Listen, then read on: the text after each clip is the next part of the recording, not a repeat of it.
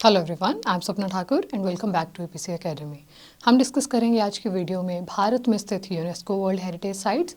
तो आइए शुरू करते हैं वीडियो। सबसे पहले अगर हम बात करें यूनेस्को की फुल फॉर्म की, तो यूनेस्को की फुल फॉर्म हो जाएगी United Nation educational, scientific and cultural organisation. UNESCO was founded on 16th of November 1945 और world heritage convention came into force in 1975। तो 1975 के बाद इवन 1978 में वर्ल्ड में पहली हेरिटेज साइट्स को जो लिस्ट देना है, नंबर देना है, वो शुरू किया गया था।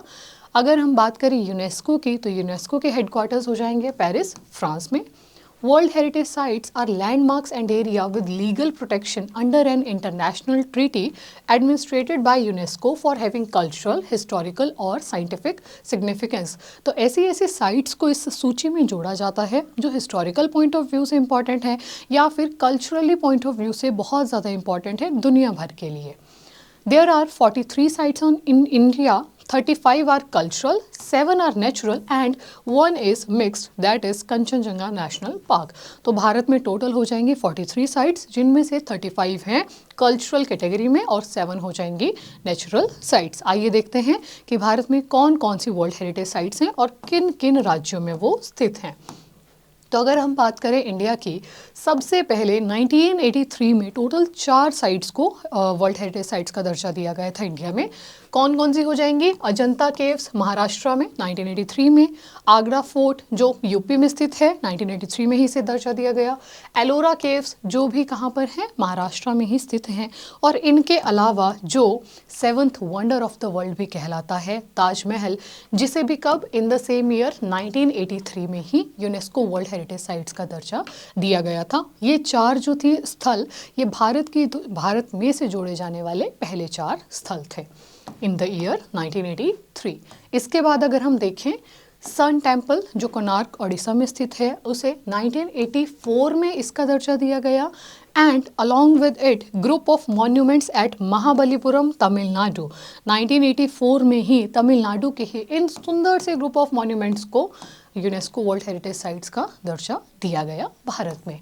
इसके अलावा अगर हम देखें, 1985 में हमारे पास पहली बार कुछ नेचुरल साइट्स जोड़ी गई, जो थी असम की फेमस नेशनल पार्क, जिसका नाम हो जाएगा काजीरंगा नेशनल पार्क।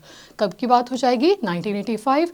और काजीरंगा नेशनल पार्क आप जानते हैं किसके लिए फेमस है? One horn rhinoceros. अगर हम इधर देखें, सेम ही वर्ष में मानस वाइल्ड लाइफ सेंचुरी मानस नदी के किनारे है, और मानस वाइल्ड लाइफ सेंचुरी भी कहाँ पर है? असम में ही है। उसे भी नेचुरल साइट के तहत यूनेस्को वर्ल्ड हेरिटेज साइट का दर्जा दिया गया। मानस रिवर बहती है असम में, जैसे कि मैंने कहा, जिसके किनारे है मानस वाइल्ड लाइफ सेंचुरी, और mainly this is famous for elephants also. आगे अगर हम देखें, 1985 में ही राजस्थान के केवलाडो नेशनल पार्क को नेचुरल साइट्स के कैटेगरी में यूनेस्को वर्ल्ड हेरिटेज साइट का दर्जा दिया गया भारत में, और ये हो जाएगा आपके पास केवलाडो नेशनल पार्क की सुंदर picture.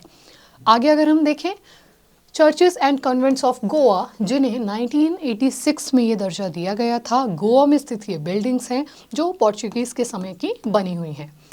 After that we have Khajuraho group of monuments Madhya Pradesh, जिन्हें 1986 में यूनेस्को वर्ल्ड हेरिटेज साइट्स का दर्जा दिया गया था। उसके अलावा अगर हम देखें, तो group of monuments Hampi Karnataka, the very important site जो कर्नाटका में लोकेटेड है, और 1986 में इसे इस लेवल का दर्जा दिया गया था। अगर हम आगे चलें, फतेहपुर सीकरी, जिसका निर्माण करवाया था अकबर ने, और ये आप लोगों ने हिस्ट्री में भी पढ़ा होगा कि किस उपलक्ष्य में, तो गुजरात विजय के उपलक्ष्य में उसने इसका निर्माण करवाया था उत्तर प्रदेश में। कुछ समय तक उसने अपनी कैपिटल भी से रखा था। 1986 में इसको वर्ल्ड हेरिटेज साइट का दर्जा दिया गया था from India. Group of monuments at Karnataka, 1987 में इन मॉन्यूमेंट्स को, इन ग्रुप को यूनेस्को वर्ल्ड हेरिटेज साइट का दर्जा मिला। महाराष्ट्र की फेमस एलिफेंटा केव्स हैं जो 1987 में रिकॉग्नाइज की गई। इसके अलावा अगर हम देखें, एक एलिफेंटा हिल्स भी आप पढ़ते हैं, वो अनामलाई हिल्स का दूसरा नाम है, बट एलिफेंटा केव्स अगर हमसे पूछा जाए तो वो महाराष्ट्र में लोकेटेड है। पिक्चर में आप देख सकते हैं, दोनों ही पिक्चर्स जो हैं वो इसी से रिलेटेड है। वहाँ से गुजरते हुए व्यापारियों ने उन्हें सबसे पहले देखा था, और एलिफेंट की काइंड ऑफ पिक्चर्स उन्हें वहाँ देखने को मिली थी, इसीलिए इनका नाम पड़ गया एलिफेंटा केव्स। आगे अगर हम देखें, ग्रेट लिविंग चोला टेम्पल्स तमिलनाडु, 1987 में इनको रिकॉग्नाइज किया गया। चोला साम्राज्य जाना जाता था अपने समुद्री विस्तार के लिए, सी पर उनका बहुत कंट्रोल होता था, उनको एम्परर्स ऑफ द सी भी कहा जाता था, और ग्रेट लिविंग चोला टेम्पल्स को 1987 में रिकॉग्नाइज किया गया। इसी के साथ आप यहाँ देख पा रहे हैं सुंदरबन नेशनल पार्क, जो कि वेस्ट बंगाल का है, एक नेचुरल साइट में जोड़ा गया है। और आप जानते हैं सुंदरबन जो डेल्टा है वो पूरे वर्ल्ड का लार्जेस्ट डेल्टा है, विश्व का सबसे बड़ा डेल्टा है, जो गंगा और ब्रह्मपुत्र नदियों के कारण बनता है। और 1987 में सुंदरबन नेशनल पार्क को इस कैटेगरी में शामिल किया गया, यूनेस्को वर्ल्ड हेरिटेज साइट का दर्जा दिया गया। उसके बाद बहुत ही खूबसूरत, बहुत ही सुंदर हमारे पास valley of flower national park and Nanda Devi national park कहाँ हो जाएगा, उत्तराखंड में होगा 1988 में, जिसको दर्जा दिया गया यूनेस्को वर्ल्ड हेरिटेज साइट का। और ये कैसी साइट है? ऑब्वियसली ये एक नेचुरल साइट है। नंदा देवी उत्तराखंड की सबसे ऊंची पर्वतों में से एक पर्वत चोटी है, मुख्य माउंटेन पीक है वहाँ की, और साथ में valley of flowers national park from Uttarakhand. आगे अगर हम देखें बुद्धिस्ट मॉन्यूमेंट्स ऑफ सांची मध्य प्रदेश, जिन्हें 1989 में रिकॉग्नाइज किया गया और ये स्टेटस दिया गया। अगर हम बात करें सांची की कि सांची स्तूप वगैरह किस नदी के किनारे हैं, सांची शहर किस नदी के किनारे हैं, तो हमारा राइट आंसर हो जाएगा बेतवा रिवर। बेतवा रिवर के बैंक पर ये लोकेटेड हैं और इन्हें 1989 में रिकॉग्नाइज किया गया। आगे अगर हम चलें, उसके बाद 1993 में दिल्ली के हुमायूं टॉम्ब को इसका दर्जा दिया गया। हाल ही में ये हुमायूं टॉम्ब फिर से चर्चा में था, क्योंकि यहाँ पर इंडिया का फर्स्ट संकिन म्यूजियम बनाने की बात भी हो रही है, इसीलिए ये था न्यूज़ में भी। कुतुब मीनार दिल्ली, जिसे सेम वर्ष 1993 में ही वर्ल्ड हेरिटेज साइट के स्टेटस से रिकॉग्नाइज किया गया था। नेक्स्ट हो जाएगा हमारे पास हमारे हिमाचल से भी जुड़ा हुआ है, जो partially mountain railways of India, West Bengal, Tamil Nadu and HP 1999 में जिन्हें रिकॉग्नाइज किया गया।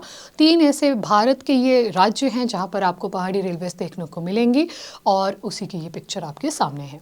Then we have Mahabodhi temple complex, Bodh Gaya, Bihar, 2002। तो 2002 में बिहार के बोध गया टेम्पल को, उस पूरे टेम्पल कॉम्प्लेक्स को इन हेरिटेज साइट के दर्जों से सम्मानित किया गया। नेक्स्ट हो जाएगा हमारे पास the very very famous rock shelters of Bhimbetka, और मध्य प्रदेश में ये लोकेटेड हैं। भीमबेटका की गुफाएं हम कहते हैं इन्हें, और ऐसा कहा जाता है कि यहाँ से मानव प्रजाति के सबसे प्राचीनतम साक्ष्य मिले हैं भारत में। भीमबेटका की गुफाएं जो किधर हो जाएंगी? मध्य प्रदेश में हो जाएंगी। और इन पिक्चर्स में अगर आप देख पाएँ तो यहाँ पर कुछ तरह की पेंटिंग्स की गई होती है, क्योंकि ऑब्वियसली उस समय पर तो लोग एजुकेटेड तो बिल्कुल भी नहीं थे। तो ये जो वॉल पेंटिंग्स आपको दिख रही हैं, केव पेंटिंग इनको कहा जाता है, भीमबेटका की गुफाओं से ये फेमस है।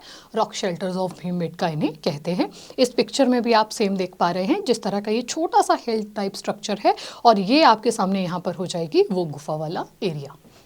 आगे अगर हम देखें, नेक्स्ट हमारे पास जो साइट है 2004 में रिकॉग्नाइज किए गए महाराष्ट्र के छत्रपति शिवाजी टर्मिनस महाराष्ट्र, और साथ में अगर आप यहाँ देखें तो Champaner Pavagadh archaeological park of Gujarat, जिसे 2004 में रिकॉग्नाइज किया गया। ये हो जाएगी गुजरात की world heritage site. After that we have the world famous red fort, Lal Qila, Delhi में स्थित है। 2007 में उसको वर्ल्ड हेरिटेज साइट के स्टेटस से सम्मानित किया गया। और यहाँ पर हमारे पास हो जाएगा the famous Jantar Mantar of Jaipur, जिसे 2010 में यूनेस्को वर्ल्ड हेरिटेज साइट का स्टेटस दिया गया। आगे अगर हम देखें, रानी की वाव गुजरात में स्थित है, 2014 में रिकॉग्नाइज की गई। यहाँ से तो यूपीएससी में भी क्वेश्चन पूछा गया था। और रानी की वाव की ही साथ में पिक्चर है आपके सामने, जो इस तरह का kind of well type structure होता है, जिसमें बहुत सारी सीढ़ियाँ लगाकर फिर वो नीचे तक यूज़ की जाती थी पुराने टाइम में, राजा महाराजाओं के समय पर। रानी की वाव फ्रॉम गुजरात 2014।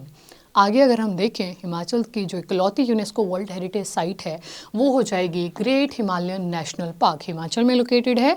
2014 में उसको यूनेस्को वर्ल्ड हेरिटेज साइट से रिकॉग्नाइज किया गया। एंड क्योंकि ये नेशनल पार्क है तो ये कैसी है? ये एक नेचुरल साइट है हमारे पास। हमने पढ़ा था वी हैव ओनली टोटल कितना 7 natural sites we have in India. After that we have archaeological site of Nalanda Mahavihara at Nalanda Vihar, जो कहाँ है? 2016 में उसको रिकॉग्नाइज किया गया। नालंदा विश्वविद्यालय बहुत फेमस यूनिवर्सिटी थी बिहार की, जो mainly Buddhist languages, sorry not languages but Buddhist teaching के लिए फेमस थी।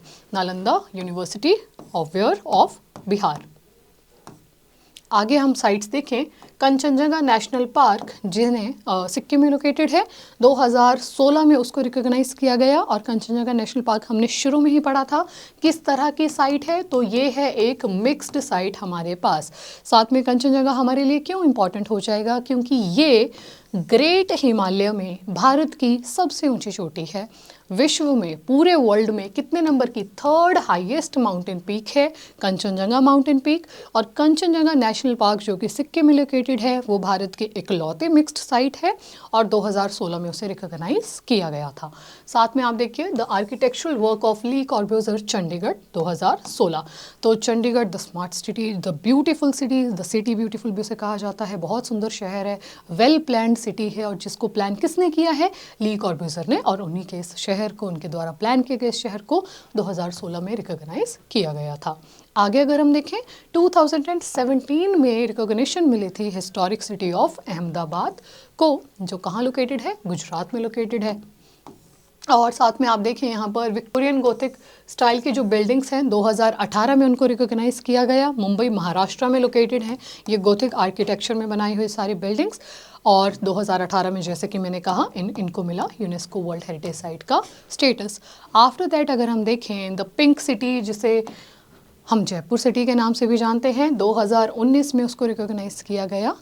और लास्ट हमारे पास आगे हो जाएगा काकतीय रुद्रेश्वर टेम्पल ऑफ तेलंगाना 2021 में, जिसे इस हेरिटेज साइट के स्टेटस से रिकॉग्नाइज किया गया।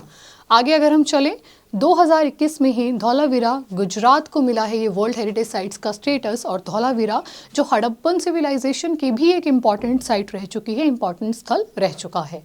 फिर हम देखें, भारत में 41st साइट जो बना था, वो बना था शांति निकेतन ऑफ वेस्ट बंगाल, जिसे हाल ही में 2023 में इस दर्जे से सम्मानित किया गया था। भारत की 42nd UNESCO world heritage site बनी थी होसाला टेम्पल ऑफ कर्नाटका, जिसे 2023 में रिकॉग्नाइज किया था। And the last site we have that is Moidams of Assam 2024 में, जिसे दर्जा दिया गया, और ये बनी थी भारत की 43rd साइट। अगर हम मोइदम्स को देखें कि मोइदम्स चीज़ क्या है, तो देखिए ये बरियल ग्राउंड होते थे जो काइंड ऑफ हाइट पर स्थित थे। कौन सी डायनेस्टी के बरियल ग्राउंड्स थे ये? असम की अहोम डायनेस्टी के बरियल ग्राउंड्स थे, जिन्हें 2024 में भारत में यूनेस्को वर्ल्ड हेरिटेज साइट के दर्जे से सम्मानित किया गया। This was all for this video. हमने इसमें पढ़ा कि भारत में कौन कौन सी 43 वर्ल्ड हेरिटेज साइट्स हैं, इंपॉर्टेंट हैं। यहाँ से मैच द फॉलोइंग में आपके लिए क्वेश्चंस आ सकते हैं। और भारतीय होने के नाते दिस इज़ इंपॉर्टेंट कि हमें हमारी एटलीस्ट हेरिटेज साइट्स का तो अंदाज़ा हो कि कहाँ पर कौन सी साइट लोकेटेड है। इसी के साथ आप हमारे फ्रेश HES बैच में भी ज्वाइन कर सकते हैं। 18 फरवरी से हम उसे स्टार्ट कर रहे हैं। Thank you so much for watching this video. मिलते हैं बहुत जल्द एक दूसरी वीडियो में।